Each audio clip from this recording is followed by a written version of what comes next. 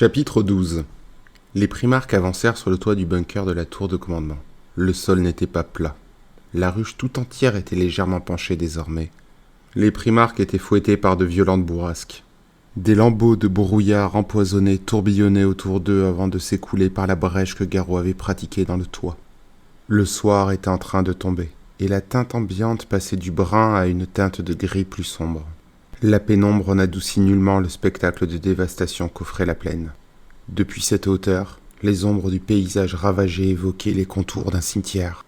Un Storm Eagle flottait au-dessus de la partie sud du toit, ses portes latérales ouvertes. « Nous en avons vu assez, » dit Sanguinus. « Nous pourrions passer des années à éplucher les archives de cette campagne, mais je pense que nous avons appris ce que nous voulions savoir. »« L'heure est venue donc pour moi d'entendre ma sentence ?» demanda Mortarion.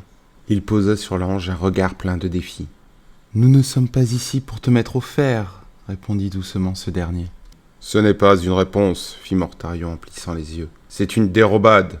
J'entends une sentence dans ta voix et dans tes mots, mon frère. » Il se déplaça vers le rebord du toit et se retourna pour faire face à ses juges. « En effet, vous n'êtes pas mes geôliers, » poursuivit-il. « Vous êtes mes juges. Mais sachez une chose, moi aussi je vous juge. Vous ne pouvez me cacher votre hypocrisie. Est-ce que nous nous comprenons bien ?»« Je pense, oui, » concéda Sanguinus. « J'ai une dernière question, » intervint Horus. « Pourquoi annihiler l'ordre dans son intégralité ? Il aurait peut-être été utile de garder en vie certains fonctionnaires de rang intermédiaire, n'es-tu pas d'accord ? » « Non, » répondit Mortarion d'une voix forte. Chaque fonctionnaire en vie représentait un reliquat de la structure de l'ordre. Même les fragments les plus minuscules étaient plus délétères que cet air que nous respirons. Je n'ai pas détruit l'ordre pour qu'il renaisse un jour sous une autre forme. Horus parut sur le point d'ajouter quelque chose, mais se ravisa. « C'est ce décompte des morts qui me préoccupe, » dit Sanguinus. « Des millions d'individus y travaillent, » l'informa Mortarion. « Ils iront jusqu'au bout. Ce n'est pas une tâche impossible. » Sanguinus regarda Horus qui hocha la tête, une expression peinée sur le visage. « Nous sommes d'accord, Sanguinus » fit-il. « As-tu d'autres questions, ou pouvons-nous affirmer que nous avons bien compris ?»« Nous pouvons le dire, » confirma Sanguinus. « Très bien, » reprit Horus, la mine sévère. « Nous sommes venus ici pour comprendre, comme nous l'avons dit. À présent, nous comprenons. »« Je me demande si c'est bien le cas, » fit Mortarion. « Non, ça, c'est notre question. Est-ce que toi, tu comprends ce que tu as fait ici ?»« Oui, je l'ai compris au moment même où j'ai entrepris cette tâche. » La Galaspar que vous voyez aujourd'hui est le résultat de ce que j'ai entrevu alors. C'est Galaspar telle qu'elle devrait être. Cela ne signifie pas que tu appréhendes la globalité de la situation contre Horus. Il est vrai qu'un blocus suivi d'un long siège aurait été beaucoup plus coûteux pour l'Imperium et l'amas de Galaspar. Toi aussi, tu es d'accord avec cela, Sanguinus ? Demanda Mortarion. Oui, répondit l'ange. Cela te surprend-il, dit Horus. Oui, alors tu ne vois pas tout. Il y a quelque chose que tu dois voir, quelque chose de crucial. Dans les yeux d'Horus, Mortarion perçut un peu de cette peine qu'il avait vue dans les yeux de leur père. « Qu'est-ce donc ?» s'enquit Mortarion sur la défensive. « L'autre coup. Le coup pour qui ? La population de Galaspar. »« Ils ont été libérés !» gronda Mortarion incrédule. « Physiquement, oui, » concéda Horus. « Par d'autres aspects, ils sont toujours esclaves. Ils sont traumatisés. Ils ont vu la mort en personne décimer leur monde. Ils ignorent ce qu'est la liberté. » Comment pourrait-il en être autrement ? Où aurait-il pu rencontrer un tel concept ? La force qui les opprimait a été détruite par une autre, encore plus puissante. Ils ne connaissent que la destruction. Horus marqua une pause. Il faisait face au monticule de cadavres. Par ailleurs, il y a ce décompte macabre, reprit-il. Ils l'effectuent parce qu'ils en ont reçu l'ordre. C'est le seul sens que cette tâche revêt à leurs yeux, l'obéissance, et non ce que le décompte signifie par lui-même. Je ne sais pas ce qu'il adviendra d'eux quand ils auront fini, quand ils n'auront plus de directives à suivre. Est-ce que tu me comprends ? Libérer un peuple, ce n'est pas seulement annihiler leur oppresseur. Nous ne pouvons pas remplacer une tyrannie par une autre.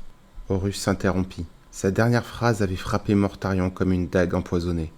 Il sentit ses effets se propager dans ses veines, liquide glacé qui instillait en lui une vérité trop vaste, trop horrible pour qu'il l'appréhende immédiatement. C'est cela que notre père veut que tu vois, Mortarion, poursuivit Horus. Il veut que tu comprennes combien la notion de nuance est cruciale dans cette croisade. Tu ne peux pas toujours être la faux, il faut savoir être la dague. Regarde en contrebas, mon frère, regarde ces collines de cadavres, tu peux les voir même de cette hauteur. Mortarion posa son regard sur le sol tout en bas et sur les monticules de dépouilles. Les gens qui l'avaient libéré s'y déplaçaient comme des asticots grouillant sur une charogne, comptant et recomptant les défunts. Est-ce vraiment ça, la libération qu'il leur avait promise ? Nous ne pouvons pas remplacer une tyrannie par une autre. Cette phrase résonnait sans cesse dans son esprit. Elle générait en lui des échos qu'il ne voulait pas entendre. Il se focalisa sur celui qu'Horus voulait qu'il entende. Et peut-être Horus avait-il raison. Peut-être la peine de leur père était-elle justifiée. L'expression de ce regard, pensa-t-il. Y avait-il eu autre chose que de la peine dans ses yeux ? Y avait-il eu de l'espoir que Mortarion trouve une destinée plus exaltée que celle que son premier père lui avait léguée ? Il chassa cette pensée et l'aveu de faiblesse qui l'accompagnait. Il fit de nouveau face à Horus. « Je vois le peuple de Galaspar, dit-il. Je vois ce que j'ai fait. Je le referai sans hésiter. J'ai mis un terme à la tyrannie qui les enchaînait. Le décompte des défunts est la tâche d'un peuple qui doit voir, qui doit savoir que ses anciens maîtres sont bel et bien morts. Quant au coup, tout a un coût. Que se serait-il passé selon toi si nous avions accepté le coup d'un blocus puis d'un siège ? Lècha-t-il avec un grognement ironique. Ces gens-là auraient-ils connu une existence idyllique dans un paradis bucolique ? Seuls les idéalistes comme Reboot auraient pu croire à cette vision, mais je ne suis pas assez sot. Si tu crois être le seul ressortissant d'un monde natal hostile, tu te berces d'illusions, rétorqua Sanguinus. Et si tu penses également que ce genre de conquête n'a aucun impact au-delà de son dénouement propre, alors tu es bien naïf. Tu es venu sur Galaspar en tant qu'ange de la mort, mon frère, non pas comme un libérateur. Voilà le nœud de toute cette affaire. L'ange ne semblait pas avoir conscience de l'ironie des mots qu'il venait de prononcer. « Cela te déplaît-il, Sanguinus » demanda Mortarion. « Peut-être pas, après tout.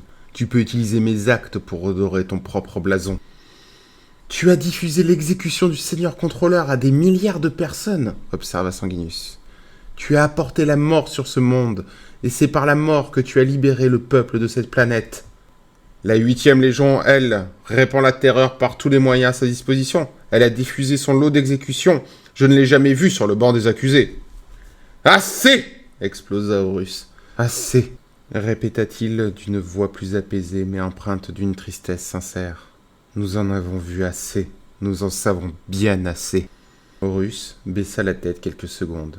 Quand il la releva, il y avait de la détermination et une pointe de regret dans son expression. « Notre Père souhaite le ralliement de tous les mondes habités afin de concrétiser les ambitions et le rêve de l'Imperium, reprit-il. Cette planète a été ralliée, mais je ne vois nulle trace de ce rêve. Je ne vois qu'une terre dévastée et une population consumée par la peur de l'Imperium, la peur suscitée par la mort incarnée. Écoute bien mes paroles, Mortarion. La conquête de Galaspar restera pour toujours l'une des tragédies de la Grande Croisade. Elle ne sera jamais commémorée. Il faudra des générations d'efforts pour que l'Imperium défasse ce que tu accomplis ici. Voilà quelle est ta sentence, Mortarion. Ta première mission sera à jamais synonyme de deuil. » Mortarion ne dit rien. Il demeura calme, malgré la colère. Il se sentait aussi froid qu'une tombe. « Cela aussi, je l'avais prévu, » pensa-t-il. « Adieu, Mortarion, » dit Sanguinus. « Je prends congé. Peut-être me croiras-tu pas, mais je ne retire aucun plaisir de ce jugement, ni dans l'accomplissement de cette tâche. J'espère que la prochaine fois que nous nous rencontrerons, tu auras reconnu la justesse de notre décision. » L'ange monta à bord du Storm Eagle. Horus resta quelques instants de plus. « J'espère que tu tireras les enseignements de cette entreprise, Mortarion. Sache qu'une autre voie s'offre à toi. » Mortarion soutint le regard de son frère et attendit. Horus finit par tourner la tête puis rejoignit Sanguinus à bord de l'appareil d'assaut. La navette s'éloigna en rugissant et fonça vers les cieux. Mortarion resta là où il était, seul avec son courroux sépulcral. Le vent soufflait, le poison tourbillonnait dans le gris du soir. Mortarion baissa les yeux vers le paysage, sur cette étendue infinie de cratères et d'épaves. Tout n'était que ruine, mais ces ruines valaient mieux que l'ordre. Il y avait une forme de pureté dans la ruine. Quelque chose se déplaça derrière lui. Il se retourna et vit 2 des habitants qu'il avait libérés, 2 anciennes unités de travail de l'ordre. Un homme et une femme. Ils étaient tous 2 maculés d'immondices. L'homme soutenait la femme dont la moitié du corps n'était qu'une masse de tissu cicatriciel brûlé. Son bras droit était un moignon calciné. Sa jambe droite était flétrie et infectée, et bientôt devrait être amputée. Elle avait reçu un traitement sommaire. Un plâtre enserrait l'extrémité de son bras, et des couches de bandage élimées pendaient à sa jambe. Les processus dégénératifs de ses blessures avaient été ralentis, mais pas stoppés. Des blessures clairement engendrées par du phosphex. Elle faisait partie des rares survivants, ceux qui avaient eu juste assez de malchance pour que le phosphex ne les tue pas sur le coup et ne mette pas fin à leur souffrance. Mortarion entendit la voix accusatrice de Sanguinus dans sa tête. « Voilà ton œuvre !» Les mortels s'arrêtèrent à quelques mètres de lui. L'homme était de toute évidence trop effrayé pour s'approcher davantage. La femme le lâcha. « Tu peux partir, gratteur, » articula-t-elle laborieusement. Seule la partie gauche de sa bouche pouvait bouger. L'homme recula, s'inclina devant Mortarion, puis s'enfuit. La femme fit quelques pas en tituba, puis tomba à genoux. Elle baissa la tête et son front vint toucher le lithobéton du toit. « Messire, dit-elle, vous êtes revenu. Acceptez-vous d'entendre mon décompte ?»« Ton décompte, répéta Mortarion. J'ai accompli ma part du labeur. J'ai compté tous les jours, dans l'espoir de votre retour, afin que je puisse vous prouver combien j'ai pris votre leçon à cœur. Tu peux me soumettre ton décompte, accepta Mortarion. Si seulement tu pouvais voir ça, Sanguinus, le décompte a du sens pour elle. Que lui dirais-tu? Lui en voudrais-tu de ne pas partager ton écœurement, pensa-t-il. Mais elle le fit. Des larmes de gratitude coulèrent de son œil valide. Les nombres étaient élevés. C'était un exploit impressionnant étant donné l'étendue de ses blessures. « Tu as bien travaillé, » déclara Mortarion.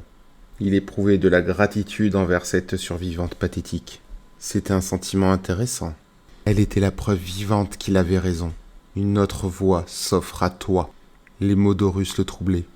Cette femme, en voulant désespérément soumettre à Mortarion le fruit de son labeur, démontrait que les paroles de son frère étaient vides de sens.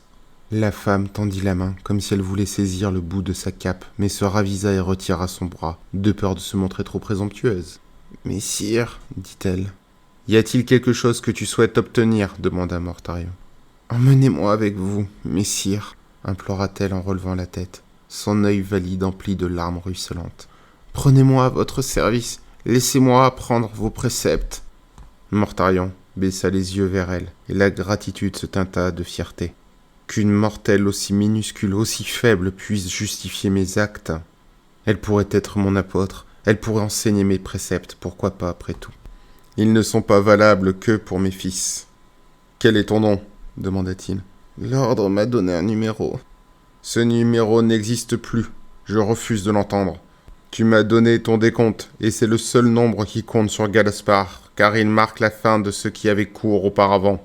Les autres m'appelaient fouisseuse, dit-elle dans un souffle rauque et laborieux. As-tu choisi de porter ce nom ? Il n'est pas digne des services que je souhaite vous rendre, avoua-t-elle en secouant la tête. En effet, abonda Mortarion. Toi, en revanche, tu l'es. Je vais donc te nommer Sinis, et j'accepte de te prendre à mon service. Sinis pleura des larmes de gratitude, et parvint à se relever en s'appuyant sur sa jambe valide. Son corps était ravagé, mais elle était libérée des chaînes de l'ordre. Voilà ta réponse, Sanguinus. Voilà la justification de mes actes, Horus. Le vent gagnait en intensité, et son mugissement était triomphal. Le paysage de Galaspar n'était pas une tragédie, c'était une victoire. C'est la majesté de la ruine.